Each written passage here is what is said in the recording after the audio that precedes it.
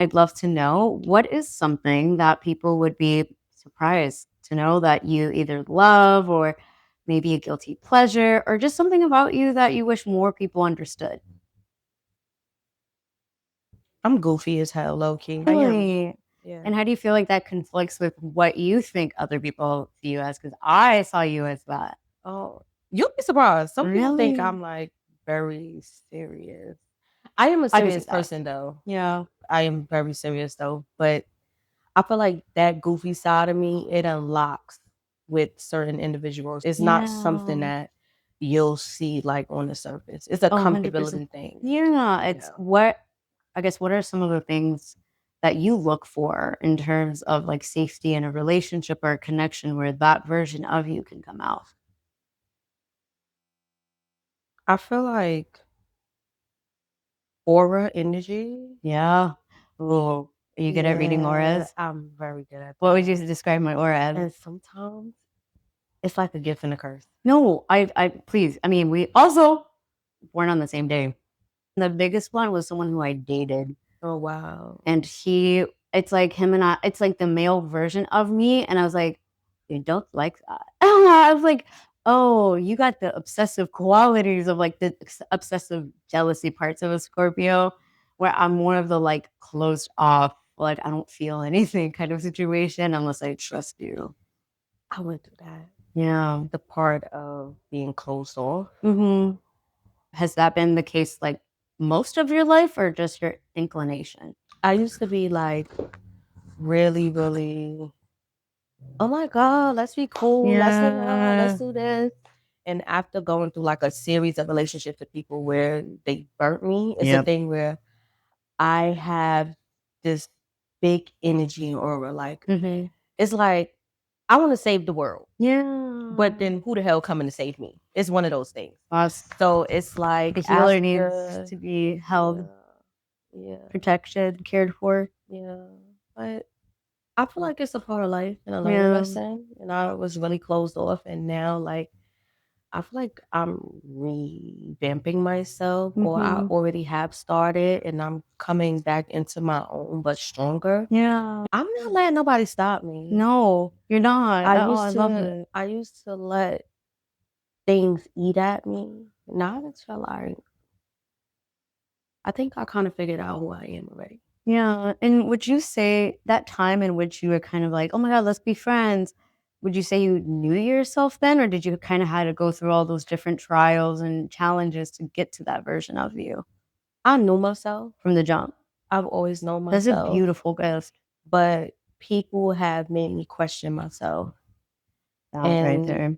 getting to the realization that I was never supposed to question myself Yeah. has made me so much stronger, Yeah. because I'll be like, well, I know who I am already. God told me who I am. I've been told multiple times who I am already. I've shown who I am already, not just through my words, but through my actions. Hmm. When I show my genuineness and pureness, right, to people now, and they do things that are not nice, and it's not with intention. Yeah. I don't even get mad no more. Nope. I do get disappointed, because it's like, damn, like Yeah. I kind of thought you was a little better than that. You know what I'm saying? But You kind of now are taking it on them. I think for me, a while was like, what's wrong with me? You know, why do I keep finding myself in this cycle where it just isn't enough? And I think that's the thing where once I was able to flip it back on them, I would tell myself, you just fucked with an angel, bro. Good luck. God sent me into your life to help you. And then you did this. That's between you and him. Peace. yeah, Like that's what I had to and do. how you treat me don't got nothing to do with me. It has everything to do with you. Yeah. And then before, I used to argue a lot. Now Yeah. I cut you right off. I don't even explain. Nope. That's actually one of my favorite things. It's the idea, like You do that too? I do it as a way of like, it's a situation where like you clock a lot of it, right? It's like the little tiny micro things that they do where you're like, write that down. No, But I'm no. building a case of who your character is. It's my nephew says bag and tag. Ooh. He told me that. He taught me that a few years ago. That is good. Yeah, he was like bag and tag. He was like, that shit is a mental note. Yep. And it really is. Like some things where you feel like you tripping, you might be like, did they just do that? And then it's like, when they come again, it's like, oh, you did? Oh, this is really who you are. This is really what you do. So a lot of stuff for me came through trial and error, having a lot of bad friendships. And then I'm not even going to say like everybody was bad because I wasn't always the best person either. I feel like transparency is like That's the best thing. And a lot of people are not transparent. And a lot of times we tend to put blame on everyone else because I wasn't always in the space that I'm in. 1000%. I went through a lot in my life as well. And I don't feel like I was always doing the right things, but I will say the majority of the times I feel like I was. It's like intention versus the impact of it or how it lands, right? I think that's especially like over the last 2 years, specifically for me, as I've been having a lot of these like illusions of love and the idea of like an equal give and take and seeing how uneven that has been is not realistic. But then we want it to be exactly the equal give and take is not. it's never. But it's like again when you work with that person to find a balance that works because sometimes you need more and the other person may be able to provide more.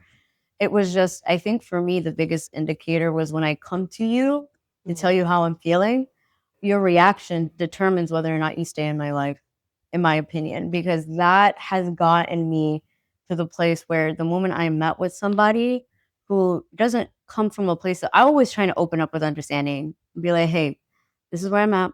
This is all I'm able to provide. And if they don't meet me with that, but they meet me with defensiveness or throwing it right back at me, of like, well, you didn't do this at this time and you didn't. I was like, wait a minute, you got the wrong log.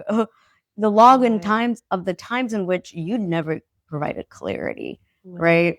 Oh, Right. that's my favorite word, clarity. Yeah. I leave with that all the time. And I feel like when you enter relationships with clarity and you set those grounds of understanding, like, hey, this is my expectation, this is what I like, this is what I don't like. And people tend to take on more than what they feel like they can carry in a sense. 1000%. Whether it's a relationship, whether it's a responsibility, no matter what it is, some people feel like they have that mental capacity to deal with certain things because they feel like it might feel like the best opportunity at the moment, whether it's through friendship, whether through a real relationship. But you have to be realistic with yourself. And I feel like give people the option to make a decision as well as yourself. But people don't do that because they feel like, okay, I might like this person, but this feels really good. But are we really listening when people talk? We're not. We're just we're hearing, but we're not really listening to the words because 90% of the time people tell you who you are off one meeting. Truly. And it's up to you to make that decision. It's up to you to hear that person like, well, damn, she said she don't like this, but she kind of do. But then she really said she don't like this more. But they will lean off the kind of do instead of adhering to what I really don't like. I'm over here like question.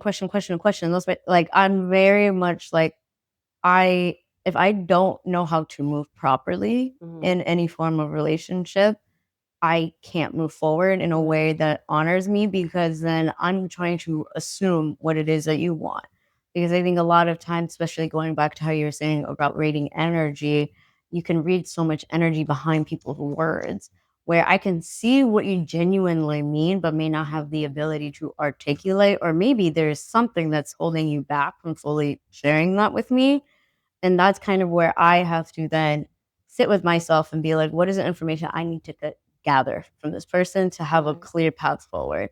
Like that has been the way that I've been able to allow myself to fully open up to people. So many times it's always, well, at least in my case, because I had the rose colored glasses on, it was just like dumbfounded. You're like, this is the 13th time I let you do this kind of situation. No, it's like, why do you not learn? No, I've been here too. Yeah. And so it's been hard. Look at yourself and be like, dummy, like you accepted that. Like why? And you just gotta, it's something about, but those are very vital very moments. And they're also teachable moments. And it's up to you to understand that it's a teachable moment and not beat yourself up for it.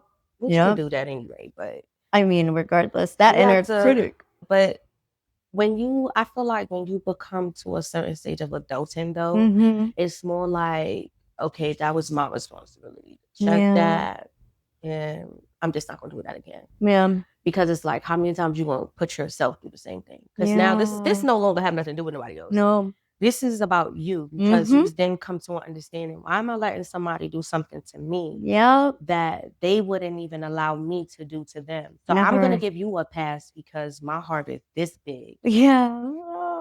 My heart is huge. So I'm just I can take the heartache, but no, you don't have to though. No, because but people feel like when you do have a big heart, you feel like you don't feel. Yeah. And when you go through these moments, you have to tell people, no, I feel. Yeah. I tell people all the time, yeah, I'm not perfect. I do feel. I go through things because I don't want nobody to see me as, oh, you know, she don't go through nothing. She don't feel nothing. She don't. No, I go through stuff, but also understand that this version of me that everybody meets now, I had a long journey to reaching this point. I've cried a lot. I had to sit down with myself a lot.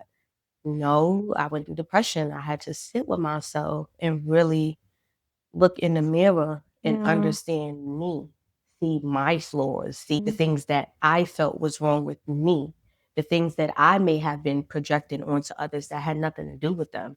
That was the moment of transparency that I needed to have with myself. And a lot of people don't have that. No. A lot of people, they be like, oh yeah, I'm healed. No, you're not healed. Because guess what? I can see it. But as a person who may have had that flaw is why I can see it. They're the only ones that can see it for themselves and actually break it. I guess when you think about your journey, right? Is there a distinct time when you're like, yep, this is the time in which my life started to shift? Or I guess, are there specific key moments that kind of showed you like it's time for me to look myself genuinely in the mirror and say, what the fuck is happening? When my mom passed. Yeah. Do you want to talk about that? We can. Because I'm kind of, I mean, I'm never going to get over it. Yeah. And that's my mother. You know She's what I mean? here with us. Yeah. Like my mother's definitely here with me. Like I'm a number person too. Yeah. My mother's birthday shows up on my time clock. When was she born? 12/21, December 21st. It's a balance. It's a It'd be like balance. that. But my mom, what can I say about my mother? What was your favorite thing about her? I'm going to just explain her in a nutshell. Okay. My mother was loud. My mother had a voice that was one of a kind. My mother, she loved people. My mother dedicated a lot of her life to the Board of Ed. My mother did almost 30 years in the Board of Education. I love that. My mother raised other people's kids that wasn't her kids. And to the day she died, people still, as grown adults, people still love my mother. They honored my mother. And that's just who she was. However, you know, when my mom passed, I had to sit with myself. And I had to really feel a lot of things that I didn't get to heal with her by myself. And because I didn't get the time to grieve my mother dying, it was like, what was going on in your life around that time? It was a lot going on. It was life, it was relationship, I had just started doing my business in 2019 when I really just started putting it out there and stuff like that.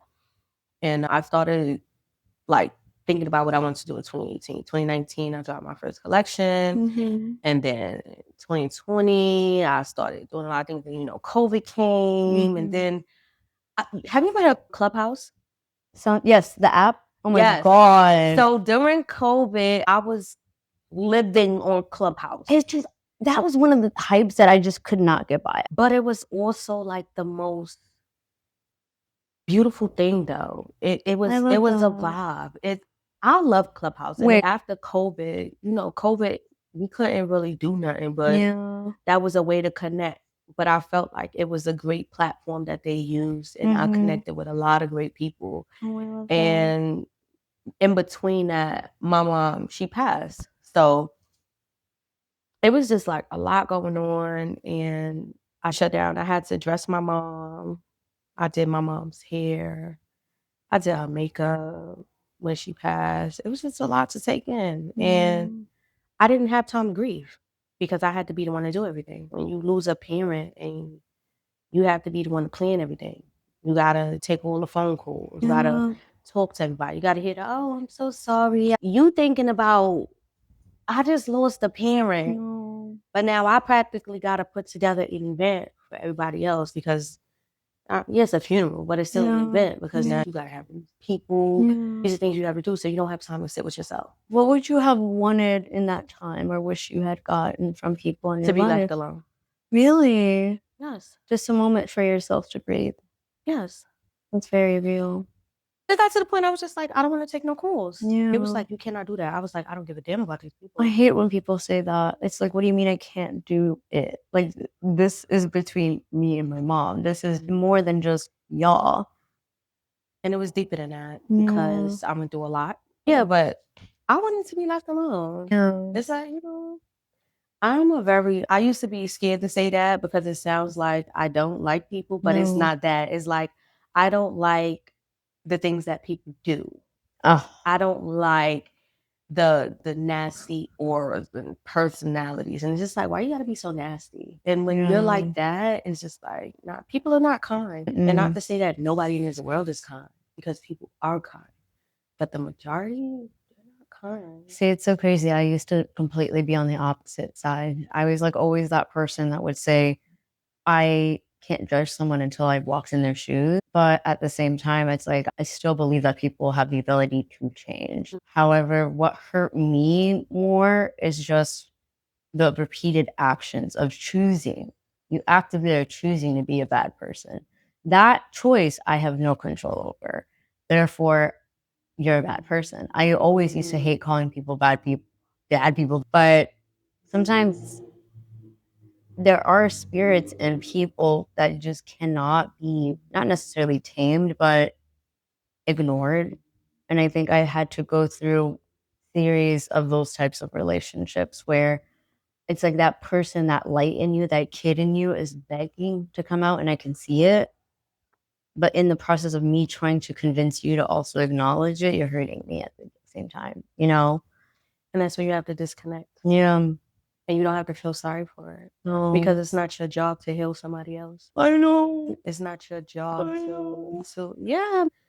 I feel like, I don't know what it is. It's like this diehard need to want to fix everybody and fix things. And you don't have to. Who's fixing you? Nope. Like, and it doesn't mean that you don't have to help people. Don't ever change that part. No, never. I'd be like, there are things people can't take away from me. Yeah. But I know that I won't be doing it with this individual again. Yeah. You know what I mean? It's not my place to, I'm not your mother. I had to do the work. Yep. I had to fall down. I had to go through the trial and error. I had to look at myself. I had to say, okay, this is wrong with you. This is wrong with you. This is wrong with you. And you need to fix it. And what do you, let's flip it. What is something about yourself in this journey that you discovered that you loved? Like something that surprised you about yourself? My strength. Yeah. Yeah. I could really take on a lot. Yeah. You'll be surprised what I could take on. Okay, well, I think about myself in terms of you had said that you always knew who you were. And for me, it's like I was fighting to justify this version of me that I always believed in. And I think in this journey, it's been so beautiful to keep seeing that version of me coming out more and more. Like, that's the thing that keeps me strong is that person, that kid that was like, I'm begging for the world. And now I have the world. And now I'm allowing her to come out. How would you describe your strength then? The same way you just described. Oh, how would you describe your inner child? Like, what was her childhood dreams? My inner child, I wanted to be a doctor. I mean, same. I went down the path and I said no. I wanted to be a doctor. Then when I got about 6th grade, I wanted to be a lawyer. Oh. Then I didn't know what I would do with myself. Yeah. But how'd you get into fashion then? Like, what was your inspiration, at least from like a childhood perspective? Girl, my family, my dad and my mother, they were dressers. Oh. My mother loved So it's genetic. Yeah. Oh, I love that. Okay. Like my sister that you met when she got here, she always got the glasses. Oh, she got I love the it. jacket on, the pants on.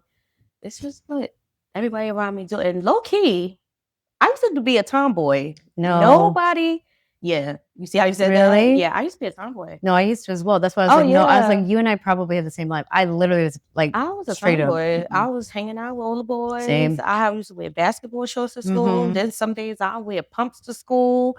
Then I have my hair out in the afro. I'm a hoodie central. And my sister was like, this is not cute. You got to get this together. And where were you in the line of your siblings? Are you the oldest? I'm the baby on both sides. You're the baby? I would have never guessed. You give very much eldest daughter vibes. Like, you're very about it.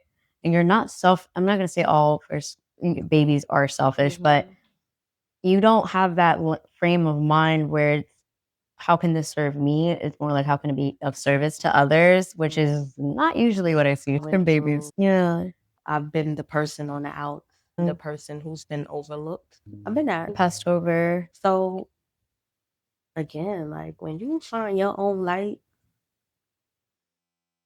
and what was that process? And what was that process of finding your light? What are the things that you turn to help kind of strengthen that and God. support? I love. And did you grow up religious as well, or I used to be in church Sunday, Tuesday, Wednesday, Friday, Bible study, choir rehearsal, Monday night service, watch night service, choir concert service. Wow, that was like, so it was your life. Yeah, like, I went to Quran school. But I was over here like, my mom was like, read the Quran. I'm like, no. I tell people all the time, like, listen, I done did this whole church thing. When I turned 18, my father, I used to tell my father, like, I can't wait to get grown. I can't do this.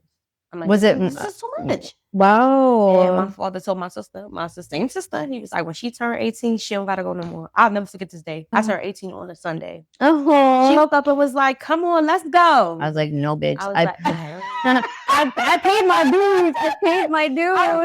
I'm not going to church. She was so mad. She went to tell my father, like, she not getting up. He said, I told her when she turned 18, she don't gotta go. Yeah. And I really stopped going after that for a while.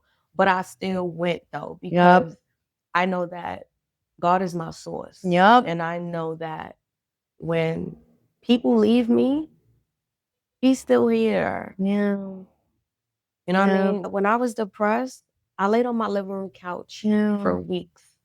Manny. Yeah. I listened to sermons I didn't watch no TV. I listened to church sermons. That's what I needed to be spiritually fed.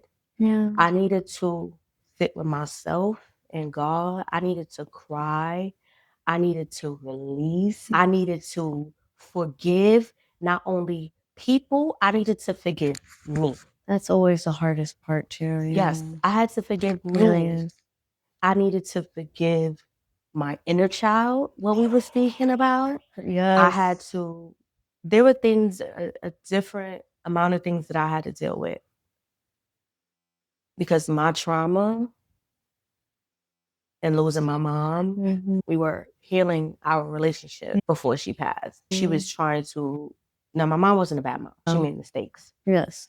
As nobody is. But she was healing the things that she lacked in me with my son, and then my mom passed. You know what I mean? Yeah. So there was a lot of things that, I had to deal with. Yeah. And I was just like, damn, I felt like the rug was pulled from under my feet. Like I felt cheated. Like, damn, my mother just gone and we were getting to a great space and she died. My mom knew she was gonna die. Like the night before my mom died, she called me and we were speaking like regular. She was like, hey, mommy, how you doing? We talking. She asked said hi to my son, regular. This is a regular conversation. She was just like, everything gonna be all right, mommy. Like, you're a strong girl. And she was like, everything's gonna be fine. She was like, all right, I love you. I'll talk to you tomorrow. Girl, tomorrow, my mother was not here. I woke up to my sister and my nephew standing over me. And my sister, she has this thing like where her voice go out sometimes. It's like something that just happened for her. And normally when she talks like that, it's almost like she's whispering. And we'd be like, what? Like, what you saying? But this particular morning, she said my name one time. And I got up. Yeah. But from when I got up and I looked at them, they both had these blank faces. Yeah. And my nephew, he went around and picked my son up out the bed and she was like, your mom. I was like, my mother what? She was like, she gone. But it was something I felt like I had to make peace with, because for a while I knew my mother was tired. My mother had heart surgery. She had triple open heart surgery, and I think it was 07. My mother died on the table for like 27 minutes. So they resuscitated her. So when she passed or whatever, it was a lot to take in. Because I was like, damn. With your parents, mothers specifically, around the ways in which they could have shown up better for you. Because I know that, for my family, it took my sister almost taking her life for my family, my mom, to actually recognize the reality of mental health, and not necessarily see it as a ding to her mothering. I think so many people don't recognize that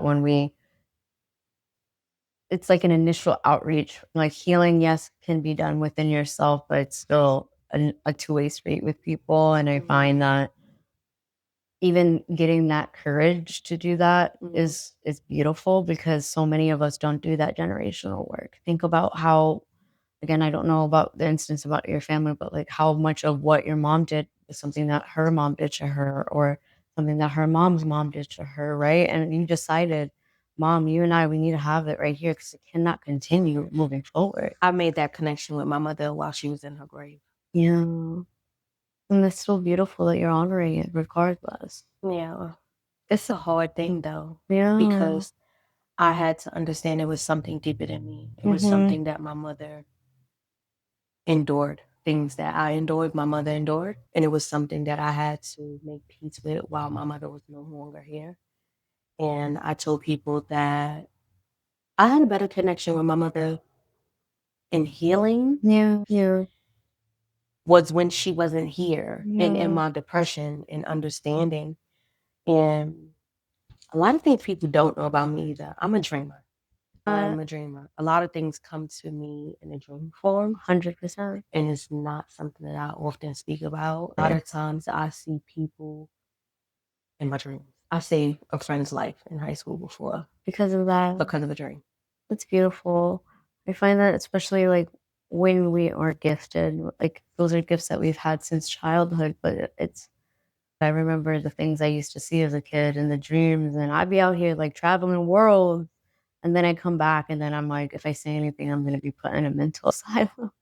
Or like once I was like, I see that ghost, Mom. And she's like, what ghost? I was like, you don't see it? The Babadook in the corner? And it's our way of strengthening it. And it is a gift at the end of the day. It's a gift and a curse. How would you describe the curse aspect of it? The curse aspect is because sometimes I don't get to assess people on my own. Yeah, I know what you mean. I want to see it for my own eyes. I want to see it for myself. But it's like, I already told you. Yeah. What more do you need to see? And this goes back to when we were saying earlier, how many times do I need to hurt you in order for you to understand? A lot of times you may have these spiritual gifts, or you may see these things, and God may give it to you already in your first encounter. But you feel like, nah, maybe I'm bugging. Like, this thing not showing me. It's like, no, see, already. See what happens. Another lesson. Yeah, because sometimes people feel like, they be like, oh, God would never put you in that. And everything is not about source. No. Sometimes we cause things on our own. Because we go with our human nature. You know what I mean? Who we are humanly. Which we can't help, right? There's an element of you're not alone in this life. And that's, the reason my business is called Aleph. Aleph, it means, Aleph came to me in a dream. And it was one of those situations where I ended up rage quitting my job. It was the fact that I was so utterly disrespected to the point that I couldn't come back. And I remember I left and I said, I can't even truly say that I have a business until I have a name. And then I went to sleep. And the first thing that popped up was Aleph. And I was like, that word has not uttered my mouth since I was a kid. And Aleph in Somali means divinely guided. It means understanding that life is somewhat written for you, but we still have our own free will. We still have our human nature, right? And so even if something is written for you that you will achieve, it may be taking you half the time, double the time, 3x the time, because again, it's you and God working together. It's just meeting halfway, right? It's like you can only put in so much work, but at the same time, there needs to be faith that there's so much more happening that we're unaware of. Because if that was the case, if life was truly just for our own and we can literally lay our own bricks, everything would happen like this. And it's not fun. It's not. I feel like there would be a lot more wars. I'd be fighting people. I'm like, no, this is my dream. But at the same time, he has what you think he has in store for you is nothing compared to what he actually is going to provide for you. And I think that's that place right now that I'm in right now, where I'm like, if you had told me a year ago I would be here, I would have been like, you're lying. Ain't no way. Yeah. I'm also my bad. I'm a yapper. No. I mean, yeah. That's another thing people don't know about me. Yeah. I love fruitful conversations. I do too. Feel like if I have a conversation and I feel like it's just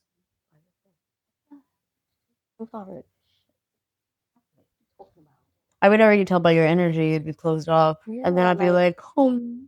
I know everything around. I'd be sad. Nah, I'm not home. But that's true though. Like I say that all the time, like you don't even know the magnitude of what you're doing or where you are, and like you don't even.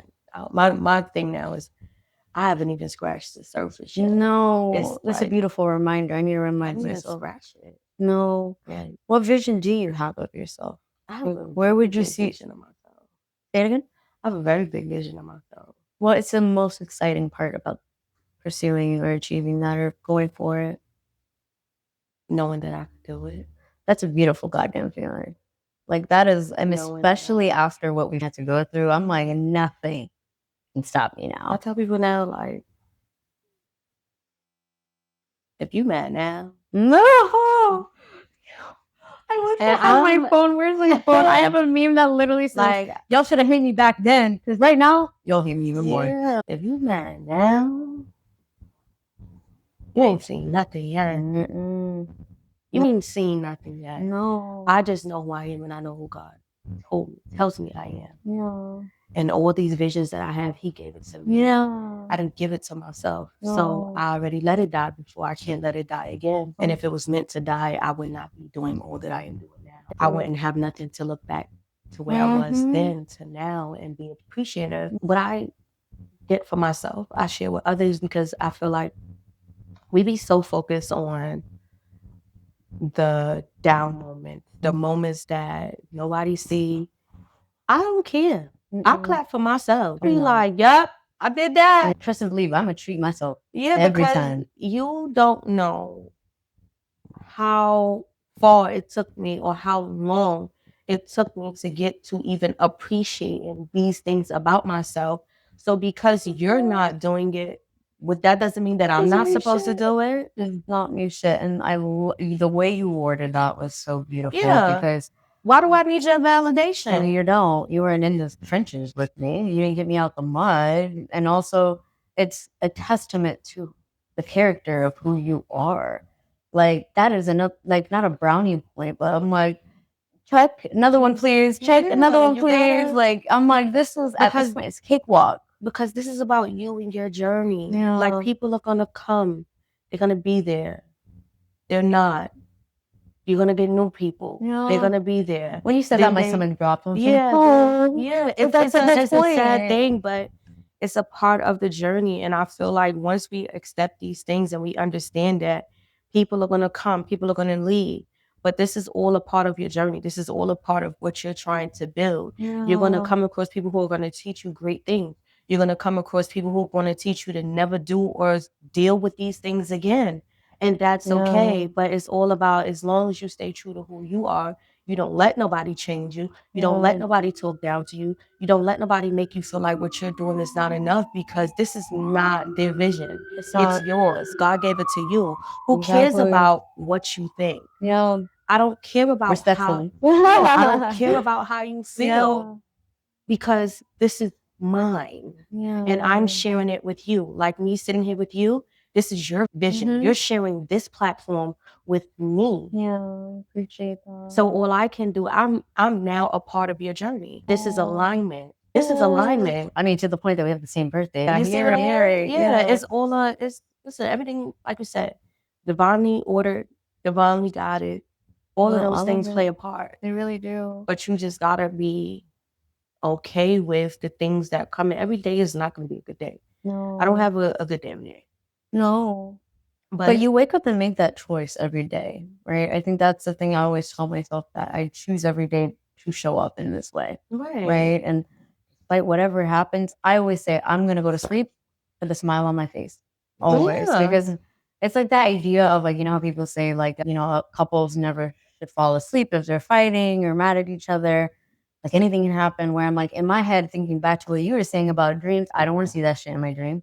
I don't want to have to be fighting demons in my dream. Like, you know, it's going to get to a place where I'm happy at least I put my head on my pillow. I have a roof over my head. I have food that I was able to consume, because it's the little things that we take for granted. And I swear, I felt like this whole year has been teaching me that, in terms of like having to learn how to make do with what I have, and to learn the value of the littlest things, and to not just learn the value of it, but develop a relationship and meaning back to life, outside of just saying, what is life going to give me, or what is life going to like, you know, how can I be on the defense? It's more like, how can I see this as a connection between me and life? Because God created all of this world, right? It's just that these lovely man-made and capitalistic white men just decided to make it seem so transactional, but yet it's supposed to be restorative, right? I'm out here hugging trees now. If you had told me that a year ago, I would have been like, go home, check your, you know, it's just this element of like, I've always been so open to life, but I've never seen how valuable is they, how much it gives to me. You go outside, I'm out here feeling, hey, pretty. And be like, treat your phone. But I guess I didn't get to that part. I didn't get to that point yet. It's like, you know, it's being able to make life enjoyable. I do like when I see birds and squirrels and stuff. Yeah. Sometimes they be following me. Or like running after the pigeons. I'm like, you gonna move or what? I didn't get that. I guess going back to it, right? Like, you know, talking about the fact that you are doing this again, right? Kind of talk to us about what was happening back then, and then what is something that you're a reminder or lesson you're carrying forward in this time. No matter what's going on in life, don't stop what I'm doing. 100%. Whether it is death, whether it is death in relationship, death in friendship, death in job, whatever it is, you know what I'm saying? Just don't quit on myself, because at the end of the day, the biggest thing for me is my son. That is my everything. I love my son a lot, and my son actually saved my life too. Yeah, that's another thing other people don't know. I used to be outside. I was very much outside. I was very much I'm going out. I'm getting lit. Same. I'm gonna smoke. I'm gonna drink. Now, I mean, I might have in moderation. Yeah, girls just smoke weed. I don't sit in the seat of judgment, but never a place that's not for me. I have a glass of wine. It's my birthday. I might get lit, but it's not something that I feel like I have to do all the time, because I've done it for an extensive amount of time already. But the main thing I say to myself is, don't quit on myself. I can't quit. And how long were you in that journey when everything happened? Was it more like you had just said you put out your first collection in 2019, 2020, you were in the clubhouse, you were talking, the momentum was building. I was doing pop-up shops. I was in it fully. I was in it, and then my mom died. And then that's a very serious my same nephew who woke me up and told me my mom died, he died the very next year in March. So it was just like grief was just hitting me. But I also feel like that was a moment that I needed to sit with myself. Life is strange. It will take the most grievous thing sometime to make you be like, what the hell is going on? No, I know exactly what you mean. You have to, it's like your stopping point. The work stops. Everything just stops. And I went through that. And I feel like that was the most, it was, even though it was sad, it was the most rewarding stage of my life. It's a beautiful way of saying it. It was rewarding, because I feel like I came out a whole different person. I feel like I just feel like the evolving, how much I've evolved in that time is crazy. And I didn't realize how much stuck. Yeah. In that place. I wasn't laughing. Yeah. I was always mad. Now I just be like, well, That's a story for the book. moving at on. That point, at my point, I'm like writing a novel. I'd be like, well, that doesn't has nothing to do with me. And even sometimes because of how this is, I may still be like, well, why did that happen? Why did this happen? Well, you think, you know? And then I'll be like, you know what? It doesn't do you any service now. Like, I think I had to realize the importance of energy and my energy. And I think going back to that, I think something that grief does to us, it literally completely crumbles our foundation. It literally pulls the umbilical cord out of us, right? Like, grief happens in our root chakra. This is literally the base of our spine. It's where our life force energy is. And when you experience that, it's a total numbness, right? But it's also a moment that asks you if you can rebuild differently, but this time honoring yourself. And that's what you did. Yeah. And it's beautiful, you know? And I know that, like, again, both mom and your nephew are looking down at you, being like, "Fuck you." I was like, That's why, girl. It is, I'm not over here having no, but it is still a very beautiful, as you said, it's gut wrenching that it gets to that place ever, right? But yet sometimes, not saying it has to, but it's just more like it's showing you that you went through something that no one else really could understand. You came out on top.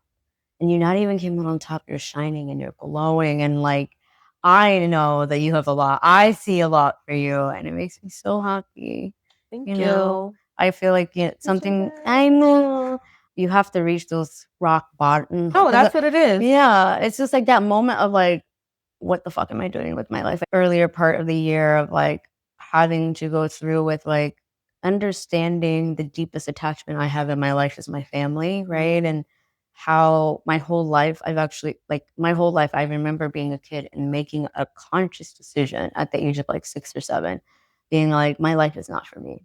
My life is in service to my mom and my dad and my siblings. I have to be because I'm the oldest of 8, first generation Americans, parents from 1920, had me, and then had a bunch of other babies afterwards. Like, we didn't have a lot of money. I'm out here being a 5-year-old translating healthcare documents when I'm trying to learn my ABCs. So it's just like, whenever you see the people who you love, and I saw so much light in my parents. Like, something I love about them is that they have just been their inner child. Their inner child has just been with them, you know? And having to then kind of dedicate my life to my siblings, but feeling so trapped in that, to then, you know, finally over the last 2.5 years being like, I want to do something for myself because I do believe in myself. And then towards the end of December, where they were just like, siblings are like, we can't take any more of this. Like, when I shared something very deep about what happened to me in my life that has been keeping me stuck, and to then be kicked out of the house that I paid for, it was like one of those moments of like, not only am I a failure because I don't have a business, I am a failure because the people who I dedicated my life to no longer want me. But it took me in that moment to realize I was living for them. I had a whole life created for other people, not for myself. And it's in that moment where it like took me to a point of then then committing or attempting to, and then having my dad, my angel, literally text me right when that happened randomly, a whole text message and paragraph about how much he loves me and stuff. And I was just like, I can't do this. Like, this is my second opportunity, because in that moment I was meeting your inner child and then telling your inner child I failed. You know, it's like, we can't continue. This is not for us anymore. And then check out. You just check out. And then I think in that moment where I was like spending 30 years living for other people, it was like, well, I have maybe 40 plus, so I can make up for it right now. Right. And I think in that moment, you don't realize how much you do, because when you finally choose you, that's the thing that drives you unconsciously, consciously. And it's a very beautiful gift to be able to do that. And I think sometimes, especially when I talk to people, I always forget that it's not easy for people to do that, you know. And it's sad that it does have to take those moments of grief and those moments of like pure shock to literally wake us the fuck up. But I guess my question is like, if you're thinking back to that version of you in 2020, you're out here hustling, doing your thing, What's one thing you would wish you Take a told deep them? breath. What happened to me? Oh, I appreciate that. That was a lot. Thank you. Take a deep breath. It's Appreciate okay. it. It's life. Yeah, it is life. And I've been suicidal myself. Yeah. And I understand. Yeah. I took a bunch of pills Yeah. and was mad I woke up the next day. No. No. And went to church. No, And witnessed that in church. Yeah. And gave my whole testimony like, yeah, I'm pissed. Yeah. I'm pissed. It was like, not now, babe. Sorry, we got a lot of work I didn't to say do. it for the whole congregation, but I told my pastor, yeah, I'm pissed. I took all this pills today, but I'm here. But I knew that wasn't what God wanted for me, because if I was supposed to not be here, I wouldn't be here. Yeah. And this is why I say, like, my strength is something that I admire. That's something that God gave to me. A lot of people don't know how to coach themselves through not killing themselves. It's so hard. That's a voice. It is. And it comes. Yep. And it comes like a thief in the night. Yep. And it comes to kill and destroy. And you have to be strong enough to not adhere to that voice, because that is not the life giver. No, it's not. The source is the life giver. Yeah. And let me tell you, I went straight back. I said, let me open up this Quran. Hello. Yeah. And let me tell you, 180. Like, it's so crazy. You have to find something for you to believe in. Yeah. You have to connect to people that understand. You have to get with people that can pour into you. And this is why I say, like, you pour into cups. Your cup empty. Life is hard. It is hard. Life is hard. It's also beautiful. It's beautiful. And our parents, they went through so much too that they don't really speak on or know how to. They don't know how to heal a lot of things. But it's not for us to heal. We have to heal ourselves. And then in healing us, we're healing them. Yes. Because then they see, a lot of times when we're healing, and like you said, we're healing them, they look at us because we have the strength that they never had. Yeah. It is. And imagine if you would have checked out. That would have killed your father. That's a part. As soon as you texted me, it's like, God, you sent the one person I that would actually fully stop me from that. Like, I think it was one of those, and it's like one of those like deeply. It's like you have to believe in God in that moment, right? It's like you send me the one person who I like is the one who I know since I was a child. He saw who I was, and I think for him to still stand by me despite everything else, and like, yeah, he's genuinely like my biggest heart. Like I'm a daddy's girl. Yeah, too. I'm a daddy's girl. When he go, I don't know what I'm gonna do. That's what I'm like, please. But I feel like my mother went first, so that I can understand what the loss of a parent feels like, because death is the inevitable. All have to leave here. It's the memories, it's the connection that causes us to go into that stage of grief, that stage of loss. No matter how much you prepare for that, you can never be prepared for that. But you have to understand that death is the inevitable. It's going to come. It's going to come. You just have to take those moments, those memories, hold on to them, embrace that, and know that you can still navigate through life. Yeah. Because now they're not here physically in the body, but their spirit does live on. And you as the individual, you carry that on. And the thought of them not being here, it sucks, because we know it's coming. We know it's coming. Yeah. But you don't be prepared for it, because that's your anchor. Yeah. 100%. When that's your anchor and you're like, oh man, no, I know it's one day I'm gonna get that call, you're not here. But you have to start building that foundation to understanding that they're not gonna be here. They don't. It's people that are still crying about their parents from 20, 30 years ago. Yeah.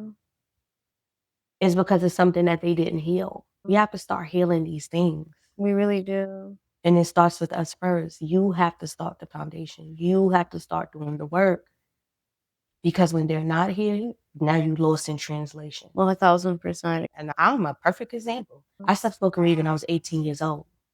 My mother died, I was 30. I started smoking weed. Yeah. Smoking like a goddamn chimney. I was smoking a lot. Yeah.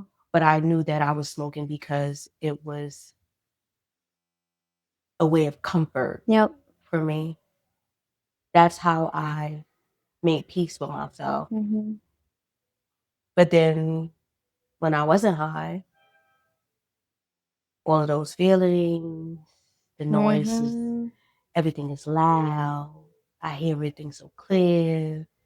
Smoking, it stops everything for me. My mental is on something else now. I don't got to think about what's really actually happening.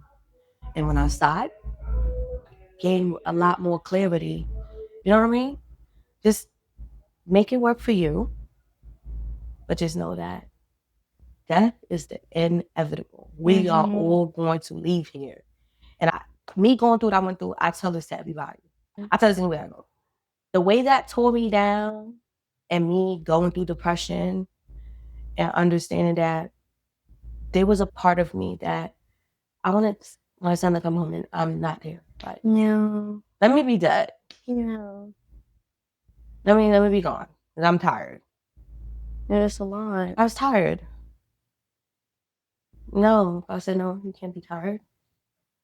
You're going to lay here. You're going to listen to these sermons and hear this word.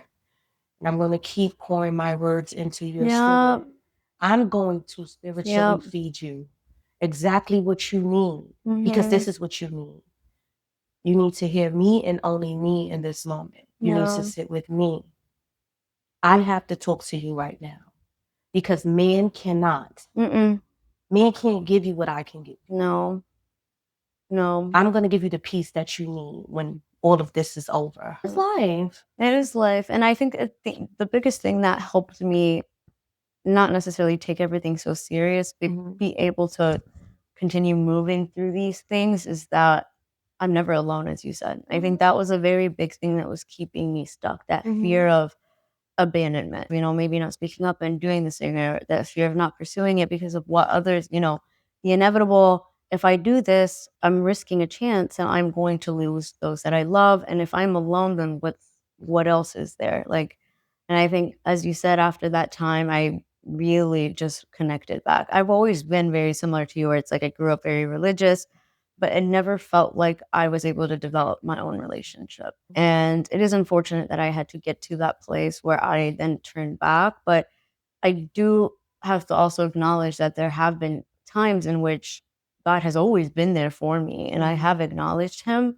but I have left him, and then I come back on my head. And it's like, no, like it's how can I now do this in a way where God is a part of my foundation? He's not someone who I call or beg on when things are hard. You gotta thank him when it's good and everything. And I think especially when it comes to creation. Right. Like I think that is the thing that I have felt so called to on my spirit, to like be able to explain to people that this deep hole y'all have in your chest is because you're not connected to God. But in the sense of we've been taught religion in one manner, right? Of one way of connecting to God is through religion, and that's beautiful. But yet there are so many different ways that you can always acknowledge and thank him for the food that you have on your table, for after you complete something, like, thank you, God, for giving me that like strength and the vitality.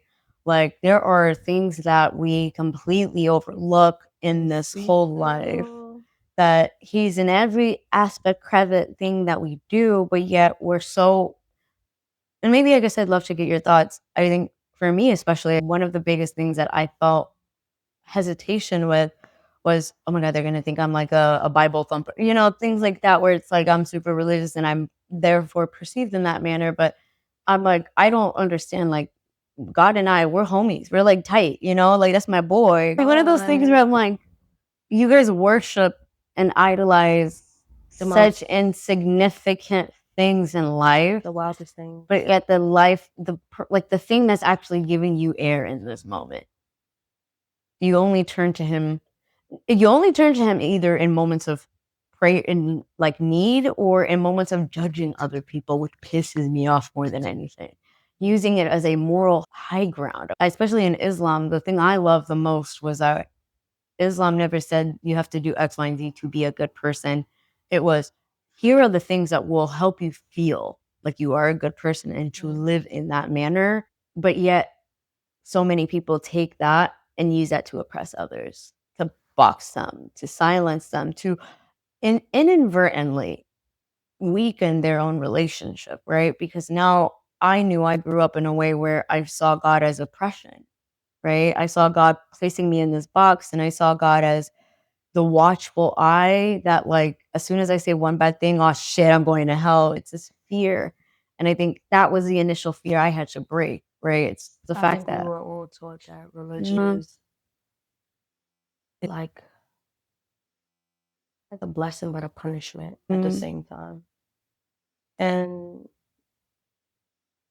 now that I'm grown, and I've disconnected from certain things, I'm like, and God is still operating through me and through my life, and He's still showing up for me in the ways that people may have told me that He would never have. I realized that none of that matters. it doesn't. Because outside of religion, it's also about how do you live your life in real time? Like, how do you treat people in real time? You're praying, but you're nasty. You're praying, but you're judging. You're praying, but you call on God when it's convenient, like you're saying. You know what I'm saying? So, me personally, I talk about God all the time. And it doesn't mean I'm some deep religious, because I'm not. I grew up like that. But I talk about God because at the end of the day, that is my source. And when things are not what it is, or when I need to be fed, that is who feeds me spiritually. That is why I am who I am today. And I will never change that. And I'm not ashamed to talk about God. And that's certain things that people be ashamed to talk about God. Like, everything now has to be so negative. It has to be over sexualized. Everything has to be.